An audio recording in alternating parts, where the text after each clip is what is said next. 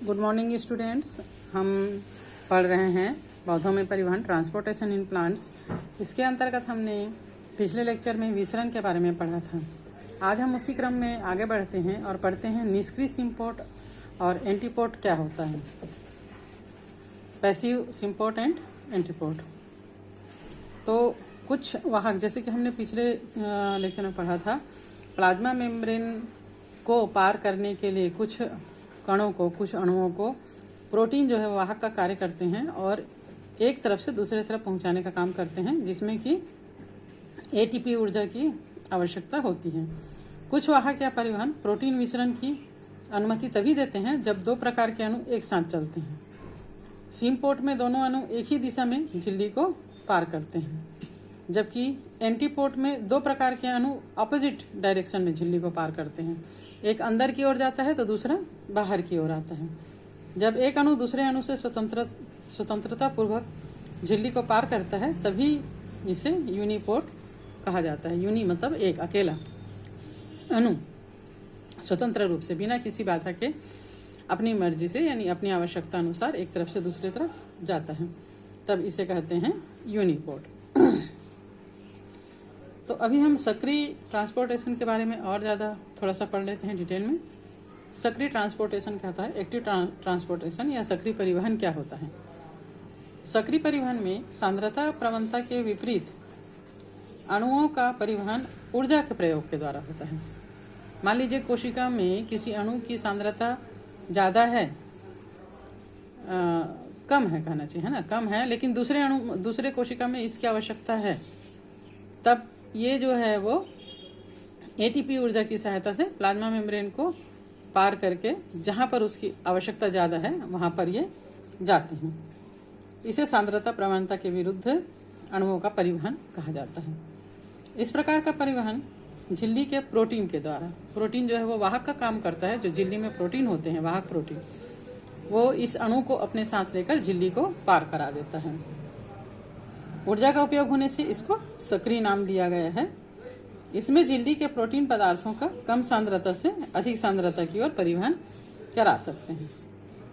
वाहक प्रोटीन झिल्ली के पार करने वाले पदार्थों हेतु एंजाइम के जैसे अति विशिष्ट होते हैं, यानी कि विशिष्ट प्रकार के अणुओं के लिए विशिष्ट प्रकार के प्रोटीन होते हैं जो उनके लिए वाहक का या कैरियर का कार्य करते हैं। अतः ये विशिष्ट पदार्थों का ही परिवहन करते हैं। परिवहन के दौरान जब सभी परिवहन करने वाले प्रोटीन का उपयोग होता है तब परिवहन की गति अत्यधिक हो जाती है और ये प्रोटीन इनहिबिटर के लिए संवेदनशील होता है, जो पार्श्व श्रृंखला से प्रतिक्रिया करते हैं। नेक्स्ट हमारा है विभिन्न परिवहन विधियों की तुलना, comparison between different method of transportation. अलग अलग विधियों, ट्रांसपोर्टेशन की अलग अलग विधि है, इनमें क्या आपस में समानता या अंतर है। जैसे यहाँ पर एक तालिका दी हुई है। इस तालिका में बताया गया है कि विभिन्न प्रकार के परिवहन तंत्र आपस में किस प्रकार डिफरेंस होते हैं और इस तालिका के अनुसार स्पष्ट है कि झिल्ली के प्रोटीन सुसाध्य विसरण और सक्रिय परिवहन के लिए उत्तरदायी होता है और इस प्रकार के उच्च वर्णात्मक होने के सामान्य लक्षण जैसे संतृप्त होना, इनहिबिटर के प्रति अनुक्रिया और हार्मोनी नियंत्रण प्रदर्शित करते हैं। लेकिन विसरण चाहे सुसाध्य हो, मतलब या तो किसी साधन के द्वारा हो या नहीं हो, हमेशा प्रवणता के अनुसार ही होता है और इसमें ऊर्जा का उपयोग नहीं होता है। तो यहाँ पर विभिन्न तंत्रों की तुलना की गई है। विशिष्ट झिल्ली प्रोटीन की आवश्यकता साधारण विसरण में नहीं होती है और सुसाध्य परिवहन में होती है, सक्रिय परिवहन में भी होती है।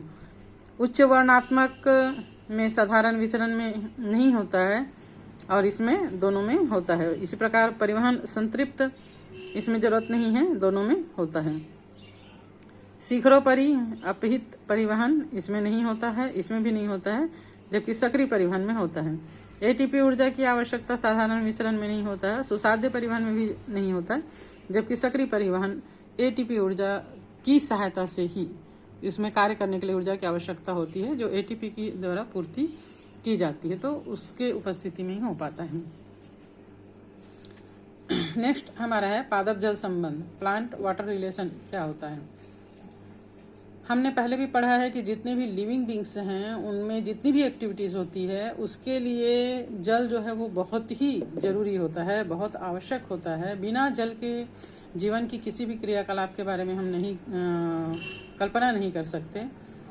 एक्चुअली हमने पहला पढ़ा है कि जीवन की उत्पत्ति ही जल में हुई है, जल से ही जीवन की उत्पत्ति हुई है, इसलिए हम कह सकते हैं कि जल ही जीवन है।